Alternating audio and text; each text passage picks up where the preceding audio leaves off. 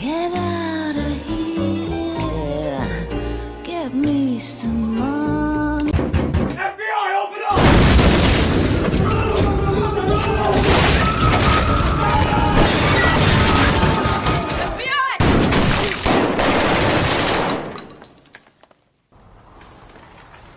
Are you hit? I'm good.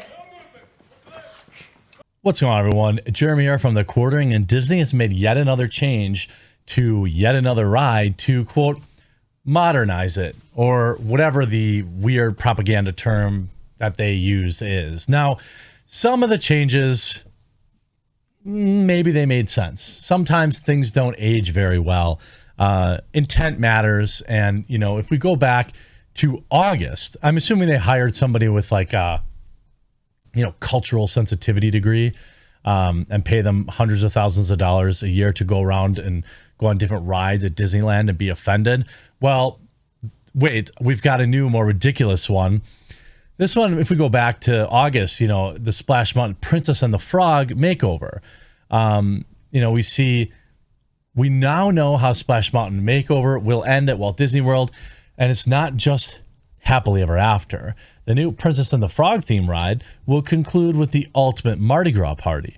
Because if Tiana is throwing a party, it's the ultimate Mardi Gras party, said Charita Carter, a senior creative producer for Walt Disney Imagineering, who's leading the team on the project.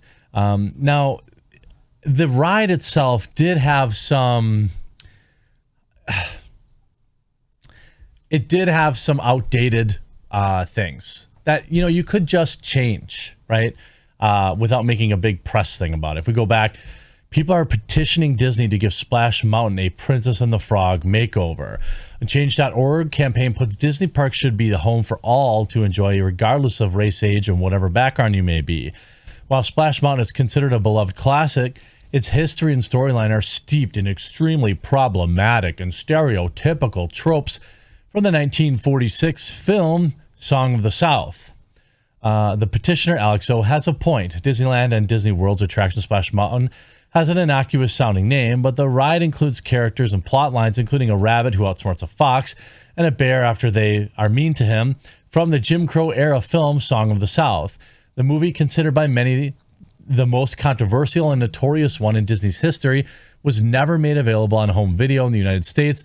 It's also missing from Disney Plus, even while other vintage movies that depict out as bad stereotypes, including Peter Pan and Dumbo, are available to stream with a disclaimer. I mean, you have the retheme seems fine. Obviously, I know this may come as a shock to some of my viewers. I am not black. I was never offended by Splash Mountain. The only thing offensive about Disney to me is the prices. Yuck. Again, intent matters. Does some 6-year-old kid going through Splash Mountain take offense to it? It seems really unlikely. But then we also had changes to Jungle Cruise, and now iconic character removed from Roger Rabbit ride. I wonder why that might be. Disneyland made another update to Roger Rabbit's cartoon spin in Disneyland as guests notice one major element is missing. Apparently, Annie doesn't like it either.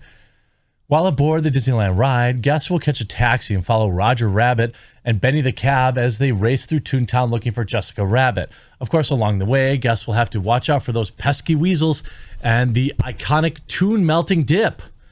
Well, in one scene, Jessica Rabbit used to be spotted in a car trunk with one weasel attempting to close the trunk.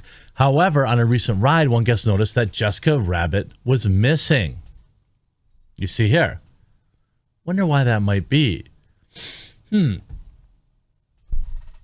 the article was initially published, Disney has confirmed that Jessica Rabbit was removed from the scene because of some changes coming to the attraction. The ride will be getting a plot twist, and Jessica Rabbit will soon have the lead role. Oh, of course. What do you want to bet?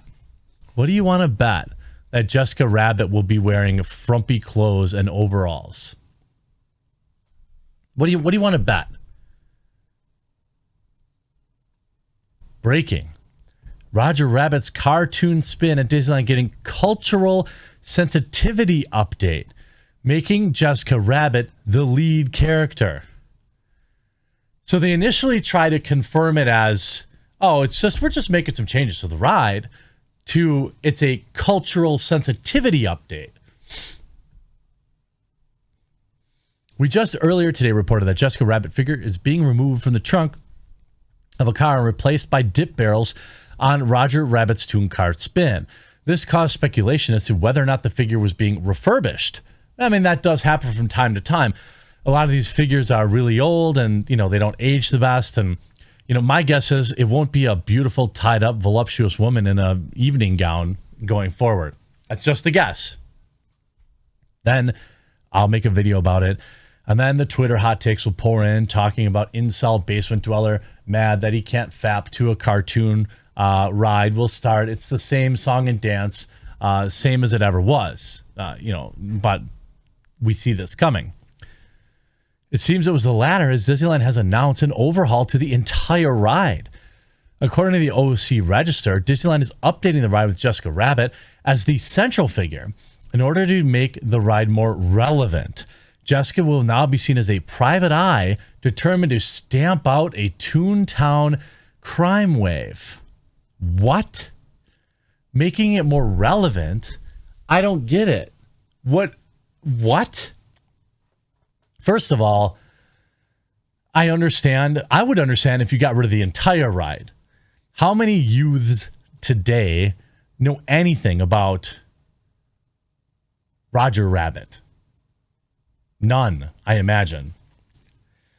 Jessica's briefly visible in our full video ride from May, in which you can watch below. Here's the interesting thing here. A lot of people don't know this. Essentially, you have now censored Jessica Rabbit. Now, maybe she'll come back. Maybe she'll still be beautiful and voluptuous and wearing a dress. I have suspicions otherwise. I have a suspicion that Jessica Rabbit is going to put on a little weight. I have a suspicion that she's maybe going to change skin color. Maybe she's going to get a tan in the meantime. She is a famous redhead, and we already know what Disney and every other corporate entity does to famous redheads, don't we? I have a feeling Jessica Rabbit will be looking very different by the time she's placed back out on the Roger Rabbit ride. Maybe I'll be wrong. By the way, if you haven't yet, please do click that red subscribe button down below the video. It's the only way you'll be able to find my videos, and I would greatly appreciate it. Here's the ironic thing. If you know the story of Who Framed Roger Rabbit, it was actually based on a book called Who Censored Roger Rabbit. Who Censored Roger Rabbit is a mystery novel by Gary K. Wolfe in 1981. It was later adapted by Disney and Amblin Entertainment into critically acclaimed 1988 Who Framed Roger Rabbit. Eddie Valiant is a hard-boiled private eye, and Roger Rabbit is a second banana comic strip character. The Rabbit hires Valiant to find out why his employers, the DeGreasy brothers, who are owners of the Cartoon Syndicate, have backed up on a promise given to Roger, his own strip, and potentially sell his contract to a mystery buyer. And of course, we know this. I do think it's funny that we go from Who Censored Roger Rabbit to literal censorship. Now, maybe I'll be wrong.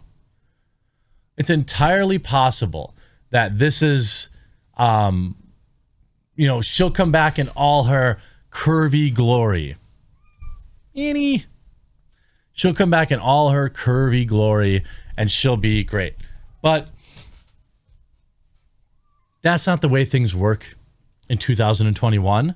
It isn't the way things work in modern Hollywood. All depictions of women must be toned down, must be quote unquote realistic, which is the most bizarre weasel word I've heard. Look, and this also may shock you, I'm no picture of health myself. But there are absolutely people who walking around, even in Wisconsin, you know, with 6-pack abs. And there are definitely women with, you know, size 2 waists with double Ds. They exist. And they're generally called pretty beautiful. But I have a feeling she'll be coming back, and she'll be coming back nice and plump. We'll have to wait and see. We'll remember this video. I hope you enjoyed it, though. We'll talk to you again real soon.